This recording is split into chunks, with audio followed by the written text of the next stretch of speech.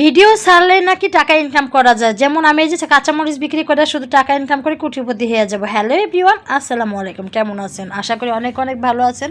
তো শুরু থেকে আমি শুরু করি মোটামুটি ছাদ বাগান থেকে, যেহেতু আমি সকাল সকাল ছাদ বাগান চলে যাই, অনেক সময় বিকালে যাই, অনেক সময় 2 বা 3 বারও যাই। তো যাই হোক, আজকে কিছু বিচি বুনে দিব, যেমন পাট শাকের বিচি, তারপর পালং শাক, ডাঁটা শাক, মূলার শাক। তো দেখি হয় কিনা, আল্লাহ যদি হয় বিসমিল্লাহ বলে নাম নিয়ে বলে নিলাম। তো গ্যান্ডার কিনা দা কিছু পাট শাকের বিচি বুনে দিছি, যে আল্লাহ যদি হয় পরে পানি দিয়ে দিব। তো যাই হোক, বুনানোর পরে হলো যে পানি দিয়ে দিতেছিলাম। আর আমার যে কত শখ, আমি ভিডিও ছাড়লেই কোটিপতি হয়ে যাবে। আসলে কি, অনেকে কমেন্ট করে যে কত টাকা ইনকাম করছি ফেসবুক থেকে, কয় টাকা ইনকাম করছি এত ভিডিও ছাড়ি। আসলেই 1 টাকাও ইনকাম করতে পারি নাই এখনও, যদিও আল্লাহ যদি চায় দিলে কতক্ষণ। এমন না যে ফেসবুক থেকে ইনকাম করতে জন্য আনছে, তারপরও সবাই আশা নিয়ে আসে ফেসবুকে। আর দেখেন মাসাল্লাহ দিলে আমি তো কোটিপতি হয়েই যাবো কিছুদিনের ভিতরে। তো কাঁচামরিচ ছিঁড়ে নিলাম, আর এদিকে আমার কাঁচামরিচ ছিঁড়ে কম রান্না করতে আইসা পড়ছি ছাদের থেকে। বিকাল ছাদের থেকে আইসা রান্না বান্না করলাম। তো আজকে যেহেতু আমার হাজব্যান্ড বাসায় নেই, আমার হাজব্যান্ড হচ্ছে গ্রামে বাড়িতে গেছে আমার স্বপ্নের জায়গাটা বাউন্ডারি দেওয়ার জন্য। তো যাই হোক, এদিকে হলো অল্প টল্পই রান্না বান্না করিতে, এদিকে ডিম দিয়ে লাউ দিয়ে রান্না করলাম, আর চিচিঙ্গা ভাজি করলাম।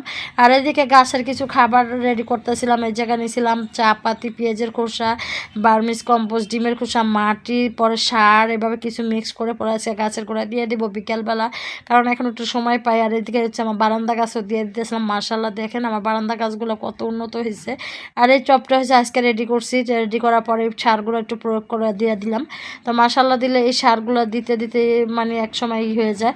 আর অনেক আপুরা বলেন, আপু আপনি কয় টাকা ইনকাম করেন মাসে, আপনি গাছের ভিডিও ছিলেন। যেহেতু আমার 2টা পেজ, আমি 2টা পেজ দিয়ে এখনও 1 টাকাও ইনকাম করতে পারিনি। হয়তো ফেসবুক মামার টিমে চোখে এখনও পড়ি নাই, জানি না ইনকাম করতে পারি কি না। ধৈর্য ধরে রয়েছি, আল্লাহ যদি চায় একদিন ইনকাম করবে ইনশাআল্লাহ।